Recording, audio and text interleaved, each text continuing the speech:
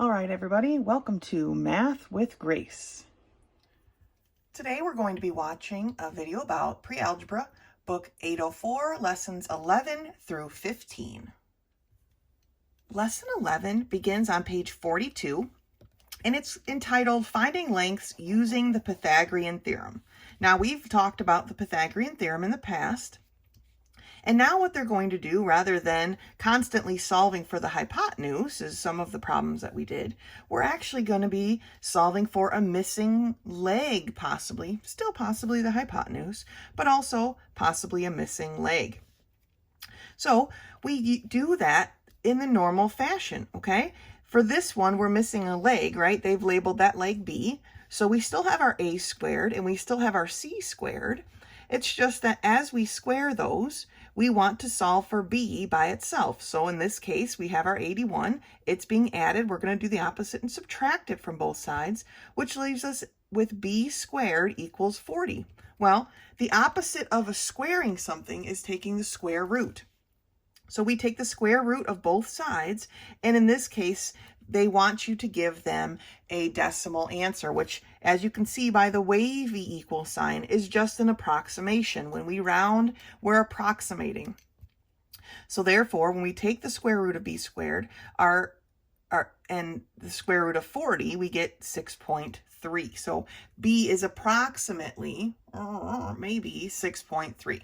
Okay, continuing on page 43 with the other example here. Again, we've got this huge triangle, right? We can use these to solve story problems, and that's what this is, right? Dean is cementing a pole into the ground. The pole top is 20 feet above ground level. To hold the pole in place while cement dries, he attaches several 25-foot ropes to the top of the pole. How far away from the pole should he stake the ropes to the ground to make sure the pole stays at 90 degrees? So this is what we want. How far away from the pole should he put the stake in the ground? Well, if we're talking about a 90-degree triangle, we're talking about right triangles, we're talking about the Pythagorean theorem. So that's what he's using to solve, and he finds out that if he stakes it at 15 feet, his pole will stay 90 degrees. Okay? So he solved it just like we did in the other problem. He put in the information that he knew, subtracted here where it was doing the opposite, being added, and then he took the square root. All right, let's take a look at some of these problems. So for lesson 11 on page 43, let's look at problem number 1. For 1A, they give us this shaped triangle. It's one leg is 4, one leg is 10, and they want us to solve for the hypotenuse. Remember, hypotenuse is not just the longest side, but it's also the side opposite the 90-degree angle, okay? So we are solving for the hypotenuse here. So using Pythagorean theorem, we're going to take 4 squared plus 10 squared and have that equal to our c squared, right? Or our question mark. Because remember, Pythagorean theorem is a squared plus b squared equals c squared. So now 4 squared is 16 plus 10 squared, which is 100, equals c squared. Okay, we add these together. So 116 is equal to c squared. How do we undo a square? We do the opposite and we take the square root, okay? When we take the square root of 116, we get 10.77, but the instructions here tell us to round to the nearest tenth. So our C is approximately equal to, right? These are approximations now, 10.8. All right, let's look at part B. Part B here, remember our hypotenuse is always across from our 90-degree angle. So we have our hypotenuse this time, but we don't have one of our legs, right? So we'll call that leg A. So we need a squared plus 10 squared is going to be equal to 14 squared, okay? So we know that a squared plus 10 squared is 100 is going to be equal to 14 squared, which is 196. Now, if you don't have things like that 14 squared memorized, that's okay. Use your calculator. It's part of the instructions anyway. our 100 is being added here, so we're going to do the opposite and subtract. So because we need our a by itself, right? The goal is to get a by itself. So first thing we need to do is get a squared by itself, and then we can go from there. So those hundreds cancel out. 100 minus 100 is 0. So the a squared is what's left. 196 minus 100 is just 96, right? Now here a is being squared. We are going to do the opposite and take the square root, okay? The square root of 96 is 9.7979 dot dot dot dot, goes on and on, right? So we need to round it. They want it rounded to the nearest tenth. You're going to use the 9 to round the 7. So a is approximately 9.8. Okay? Let's take a look at number 2. All right. Number 2a gives us this triangle, right? Our hypotenuse is the 14.5. So again, I'm just going to label this an a, right? Our missing side. So we have a squared plus 10 squared equals 14.5 squared. Okay, a squared plus 100 is equal to, now this one I had to put my calculator as well because I know what 14 squared is, but I don't know what 14.5 squared is. But 14.5 squared is 210.25. Okay, again, our 100 is being added. We're going to do the opposite and subtract. So we're left with a squared is equal to 210.25 minus 100 is 110.25. Okay. Again, a squared, we want a by itself, just one a. So a is being squared. We need to do the opposite and take the square root. Okay. When you take the square root of 110.25, you get an exact 10.5. So because this number is an exact, this decimal stops at 10.5, we can leave these as equal signs and not just approximately signs, okay? Because it's an exact answer. We didn't have to round it, right? All we did was take the square root, okay? So 2a equals 10.5. Let's look at 2b. All right, 2b, I forgot the little square here. So here's our hypotenuse. So that's what we're looking for in this problem, okay? So then we can say that 16 squared plus 5 squared is equal to c squared, okay? 16 squared, if you're not sure, is 256. Plus 5 squared of 25 is equal to c squared, okay? 256 plus 25 is 281. Equals c squared. Now we need to get c by itself, 1c. That means we have to take the square root of both sides. When we take the square root of 281, we get 16.763, and it goes on and on. So this is going to be an approximation, okay? We're going to round our 7 based on our 6. So we've got 16.8 is approximately what c is, what our hypotenuse is for this triangle. Okay, so this is how we use the Pythagorean theorem to solve for a missing side of a right triangle. It has to be a right triangle or this isn't going to work. Remembering, of course, that our hypotenuse is always across from our right angle. It's always opposite our right angle because the right angle is the largest angle in the triangle. Therefore, the side opposite that is going to be the largest side, which is our hypotenuse. That's lesson 11. Lesson 12 starts on page 47. And we're learning about the relationship of volume to capacity with US measures, okay? Don't let it freak you out. This information here that I've labeled is not on your page 0, but you should write it over there, okay? 1 cubic foot is about 7.5 gallons. 1 cubic foot is also about 0.8 bushels, which is apparently some form of measurement we still use in this country. And 1 gallon equals 231 cubic inches, okay? So I'm going to go through both of the examples on this page because they're both a little bit different. When we're walking into problems like this, they are going to be a little bit different than we're used to. So let's take a look at example 1.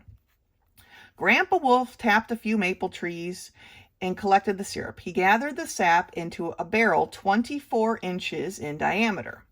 He has 9 inches of sap at the bottom of his barrel, and how many gallons of sap does he have? Well, the formula for a cylinder is the area of the base times the height, right? The area of the base is a circle, so it's pi r squared. R, in this case, is the radius, right? We have the diameter, but remember that the radius is half of the diameter. That's where this 12 comes in. So pi radius, pi r squared, times the height, which is the height of the syrup. He's got 9 inches of syrup, so that's what they did here.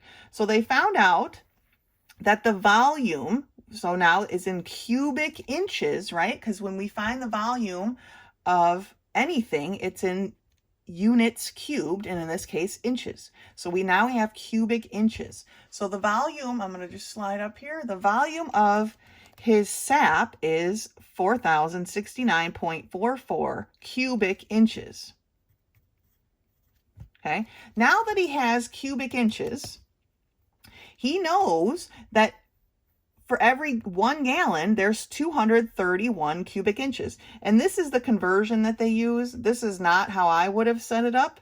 I would have just gone straight to this, okay?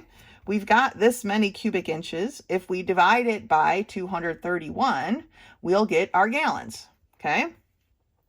And so this is the formula that I would use. Yes, conversions are important. This is not how I would have converted it, though. There's a couple different ways to do conversions, and that's not one I would have readily jumped to. Anyway, so we take our cubic inches of sap, we divided it by 231, and found out he has 18 gallons of sap, okay? So that's how we used, this case, the cubic inches to gallons formula. Okay, looking at the other example on this page, we've got Steve welding together a box-shaped fuel tank for the back of his truck. He wants to make it 6 feet long and 1.5 feet wide.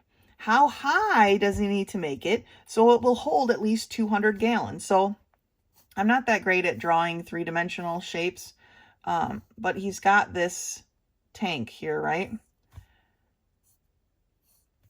And it looks a little something like this. And this one comes up inside here. And okay, so there's my best three-dimensional box. Okay, so they're saying that it's 6 feet wide and 1.5 feet long. Or 6 feet long, 1.5 feet wide. It doesn't really matter. How high does it need to be to hold 200 gallons? So this time we have our answer, because remember, for a rectangle, that our volume equals our length, oh, right there, length times width times height. This time we actually have our volume, right? He wants our volume to be 200 gallons. Well, gallons and volume aren't usually something we look at, right? What did I just say our volume needed to be? It needs to be unit of measure cubed, right? So we kind of have to work this problem backwards a little bit into cubic feet, because here's a foot, this needs to be a foot, that would be our cubic feet. So how many gallons, how many cubic feet are there in 1 gallon? That's what we need to find out. How many cubic feet are there in 200 gallons is what we really need to find out. Well, just like the other problem where we had our cubic inches and needed to change it over to gallons, here we have our gallons and needed to change it to cubic feet. So if we take, and here's the proportion that they set up, again, maybe this is one you're comfortable with. I wouldn't have set it up that way, but if we take our 200 gallons and divide it by 7.5, because every 7.5 gallons we have 1 cubic foot, we'll find out how many cubic feet we did. And that's what they ended up doing right here, right? 200 divided by 7.5 gave us the fact that there are 27 cubic feet is what he wants, right? He wants 200 gallons. That is about 27 cubic feet. This is the formula that they used, okay? Now we can put that into our volume formula and solve for our missing height, right? So 27, which is how many cubic feet he needs to have to fit 200 gallons. So 27 cubic feet equals 6 times 1.5 times our height, which we don't know. 6 times 1.5 was 9 times the height. Because it's being multiplied, we're going to do the opposite and divide on both sides. So he needs to have this be 3 feet high. And he didn't write the unit of measure, but that's okay. So this case, okay, we're talking about a rectangle, right? Filling it with gas. Still has to do with volumes, which is why we have cubic things here. Cubic inches, cubic feet. Changing them over into different things. Gallons, bushels, what have you. Okay, let's turn the page and take a look at the problem here. All right, problem number 1 on page 48 is this problem. One evening, a thunderstorm passed through, dumping an inch of rain.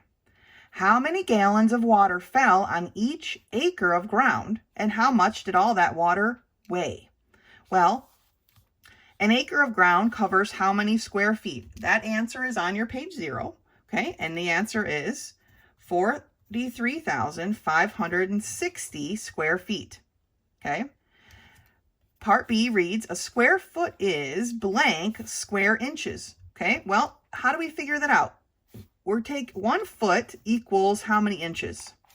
It equals 12 inches, right? Well, if we're squaring this 1 foot, we have to square this inches. So what is 12 inches squared? Well, it's 12 times 12 and an inch times an inch, right? Or 144 square inches. Okay? Now, here we're getting to the heart of the problem here. At 1 inch depth, there are how many cubic inches of water on 1 acre? Okay, here we go. I had to turn my paper because I wanted a clean spot. All right, so we have our acre of ground, and we have this water that is 1 inch deep, okay? So this right here is 1 inch. But what are the other dimensions of our acre? Well, our other dimensions were the fact that it's 43,560 square feet, okay? That's square feet means the area. So this is the area, this right here. That's all this space is 43,560 square feet. And now we want to change it over to inches because that's what they're asking, right? Cubic inches, we need it to be inches. So we need to take that 43,560 square feet and times it by 144 square inches, because for every square foot, there are 144 square inches, right? So if we multiply them together, we get 6,272,640 square inches. Now, how do we get cubic inches? Well, we multiply that by 1 inch, right? 1 inch times all of this gives us our cubic inches. Remember, it's only an inch deep. So, well, it's still going to be 6,272,640 cubic inches. Okay, we're multiplying it by our 1/3 inch, but 1 times any number is that number, right? Okay, now we've got our cubic inches of water. This is how many cubic inches of water fell on the ground in this rainstorm, okay? Now it says, to the nearest gallon, that makes how many gallons of water per acre? Remember that 1 gallon equals 231 cubic inches. So we take our 6 million, so this is for part D, we take our 6,272,640 and we divide it by 231. Because for every 231 inches cubed, that's what we have here, for every 231 inches cubed, we get 1 gallon. So when you put this into your calculator, because please do not do this by hand, you find out that there are 27,154 gallons of water. Okay, so 27,154 gallons of water per acre. So in this rainstorm, all this rain fell, there's 27,154 gallons per acre. Okay, we're getting there, right? Since water weighs about 8.3 pounds per gallon, how much does the water weigh? Well, here's our number of gallons, right? So for part E, we just take our 27,154 gallons and we multiply that by 8.3 pounds because every gallon weighs 8.3 pounds. And so we get to find out that it's 225,378 pounds. Okay? So 225,378 pounds. Okay.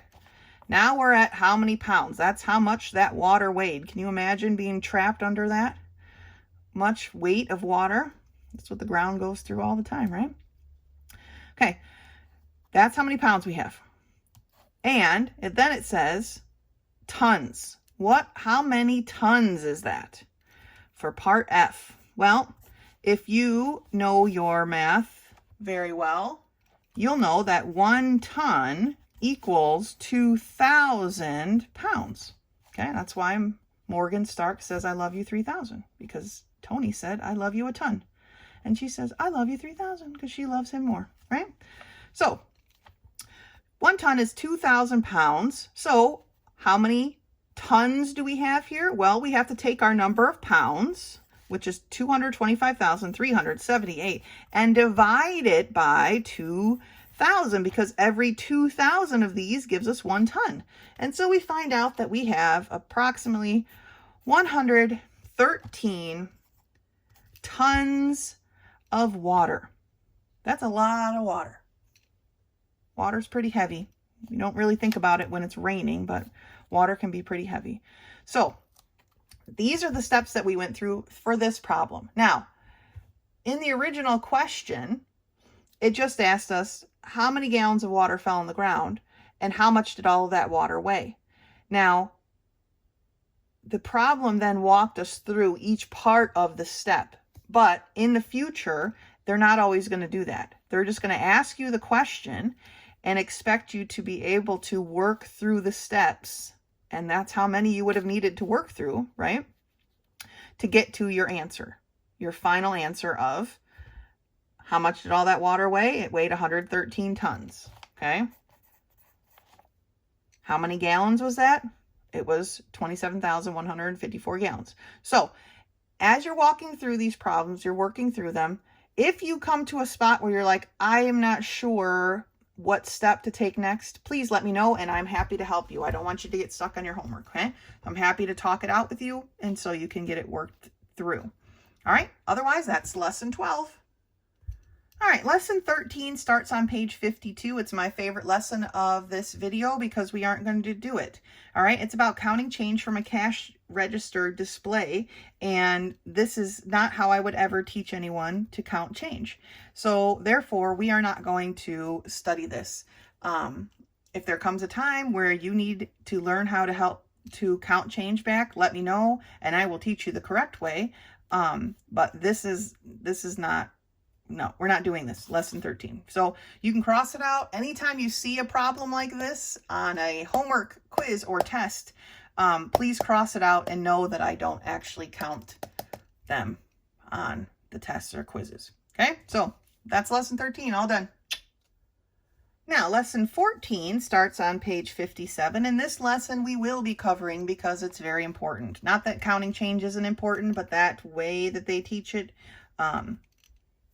is janky, so we're not going to do it.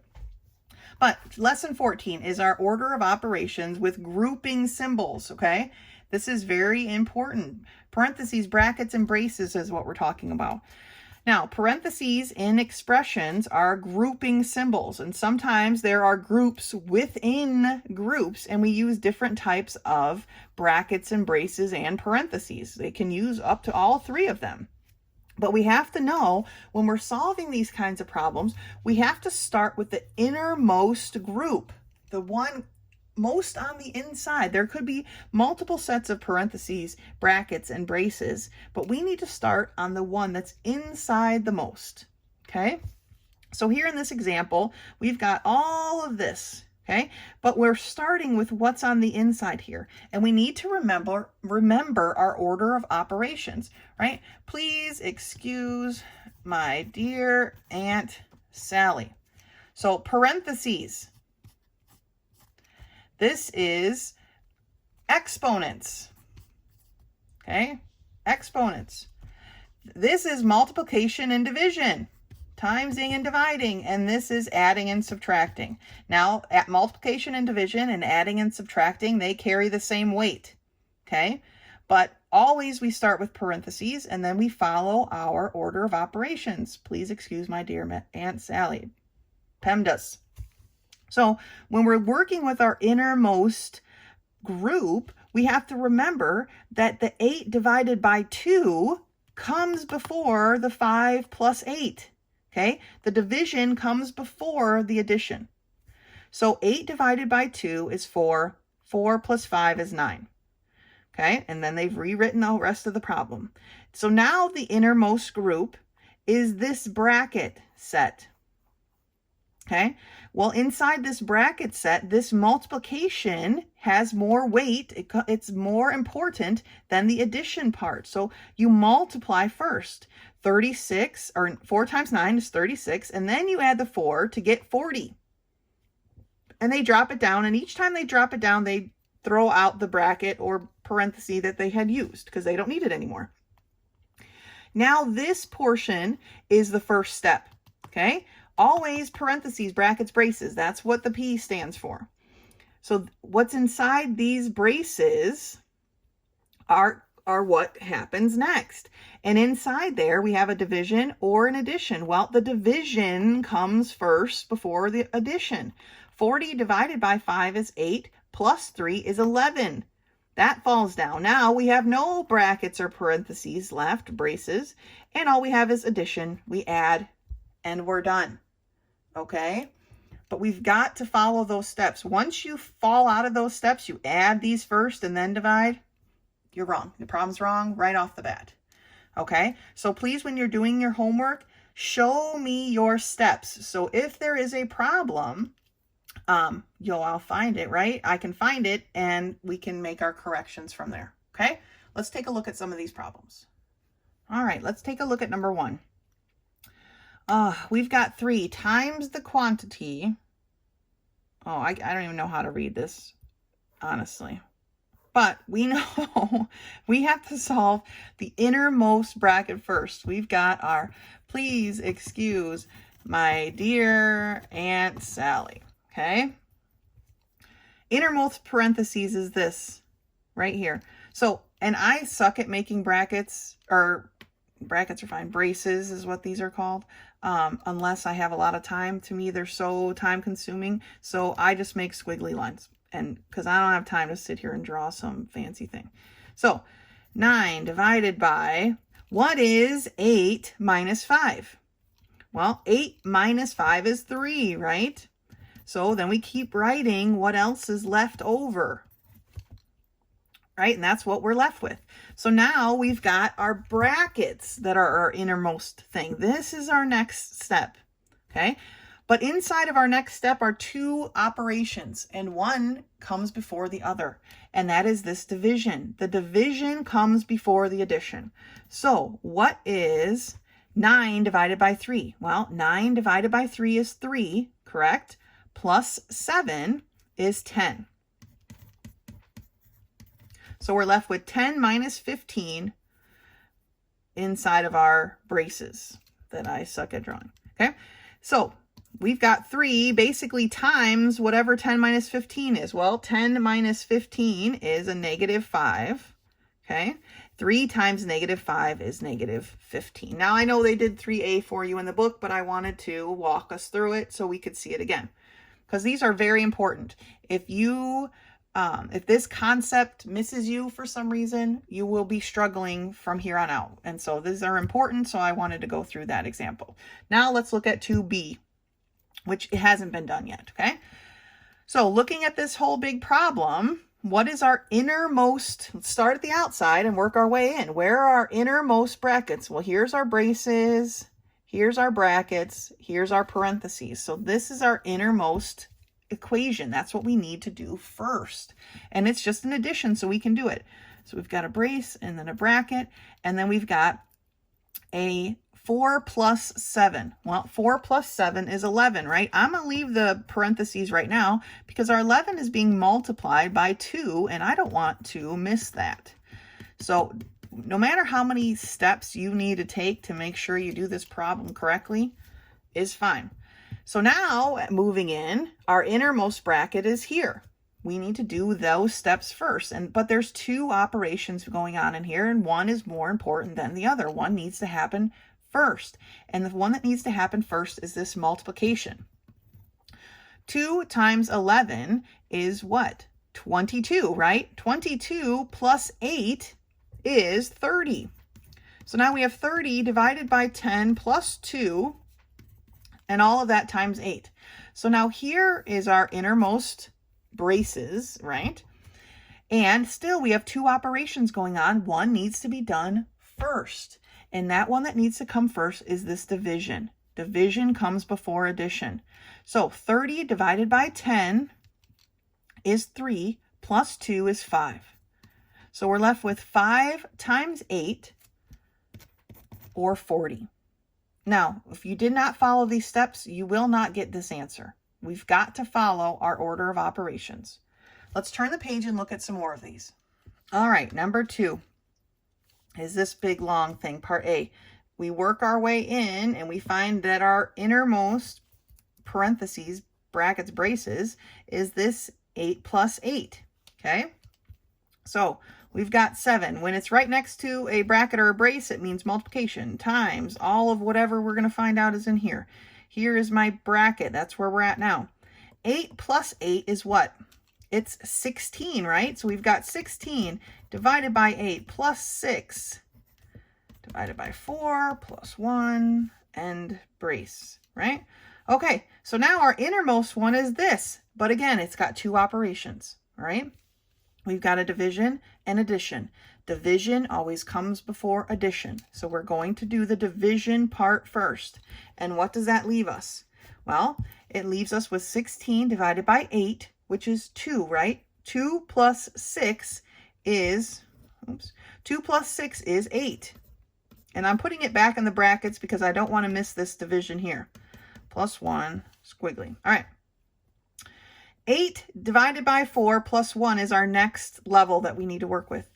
Again, 2 operations. One needs to come first, and that's the division. So 8 divided by 4 is 2 plus 1. Okay, 2 plus 1 is 3. 7 times 3, because it's right next to the brace, means it's just multiplied against it. 7 times 3 is 21. So for our answer for 2A is 21. All right, let's look at B. 2B, we've got all of this. We're going to work our way in to find our innermost, and that's here.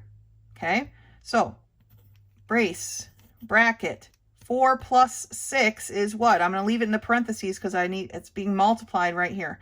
4 plus 6 is 10 times 4 plus 8 and bracket divided by 2 plus 8 and brace times 3.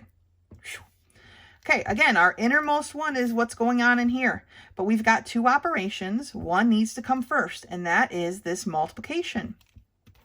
10 times 4 is 40, plus 8 is 48, divided by 2, plus 8, and brace times 3. Now here is what we need to do first. 2 operations. Division comes before addition. 48 divided by 2 is 24, right? So this is 24 plus 8 times 3. Well, what's 24 plus 8? Well, 24 plus 8 is 32 times 3. 32 times 3 is 96. Okay? These are the steps that we work through. I'm going to leave problem 3 for you to give a try on your own. But remember, we want to go into the innermost set of parentheses or braces or brackets. Sometimes as we move forward, there'll be more than one set of parentheses or more than one set of brackets or braces, okay? Because they've just got so much going on. But we need to move into the innermost one and start with that. Remembering please excuse my dear Aunt Sally, that multiplication and division come before addition and subtraction. Okay, if there's addition and subtraction in the problem, it doesn't matter what order you do it in. If there's multiplication and division in the problem, it really doesn't matter what order you do them in. But multiplication and division come before addition and subtraction. Okay, and parentheses come before all of those, and exponents. All right, so that's why these are our orders of operations. Okay, that's lesson 14. Keep up the good work. Lesson 15 starts on page 62, and it's graphing linear equations. And when we graph these linear equations, we're going to start off using our table of values. That's how they want you to start learning how to do this. And so here is our linear equation. Y equals x plus 2. Remember, a linear equation is two variables compared to each other. Okay? So in this case, our y equals x plus 2. So what we do to find our table of values is we set our x equal to several things. Here they chose 0, 1, 2, and 3. Now, to solve for our y, we simply substitute this number for the x. So in this case, x was 0, so they put a 0 here. Y equals 0 plus 2. Well, y equals 2. So when x is 0, y is 2, and that makes our first ordered pair, 0, 2. All right, remember when we're graphing, we use ordered pairs. The second value, they chose a 1. So they substituted a 1 for where the x was. So now we have y equals 1 plus 2, or y equals 3. And that's our second set on our ordered pair. And they just continued substituting until they solved for each of these points. And then they graphed it on this one plane graph, coordinate plane graph, okay? Starting with 0, 2, then they plotted 1, 3. Remember, x's go across horizontally, y's go up and down vertically, okay? The next set of coordinate numbers was 2, 4, and then 3, 5. Then once they had their dots on their plot, they could draw their line, and this is the linear, or the line that represents this equation. Okay, so everywhere this line hits in between, in these weird spots in between, that's also a solution for that equation. So let's take a look at this problem on page 63. All right, it tells us that our linear equation is y equals x plus 4. And they've given us these values they want us to solve for x. They already did 0 for us, so they found out that the first coordinate was 0, 4. So I'm going to put a point right there. 0, 4. That's where we're starting out. Now let's solve for the rest of our points. They want us to use x equals 1. So y equals 1 plus 4, or y equals 5 in that case. So our second coordinate is 1, 5. Let's plot these as we find them. So 1 on the x, 5 on the y, and there's our next dot. All right. Our next value is x equals 2. So we're going to put y equals 2 plus 4, or y equals 6. Our coordinate then is 2, 6. Okay. 2, 6, where they meet. Here's a 2, here's our 6. Where they meet is right here. Put my dot. And the final one is x equals 3. So I've got y equals 3 plus 4, or y equals 7. So this coordinate is 3, 7. Here's my 3, here's my 7. They meet right there, okay? Take out your straight edge and connect your dots so that you see the linear equation is going to look like this. So if you wanted a half of x, you could see that it would be about 4.5 y's, okay? Anywhere along this line where x and y come together is a solution for this equation, all right? This linear equation. And linear equations are best represented as a line. That's why they're called linear equations. Okay, so they're going to give you your x values, or maybe sometime in the future you'll be able to choose your own. And you simply substitute that x value in to the equation and then solve for y.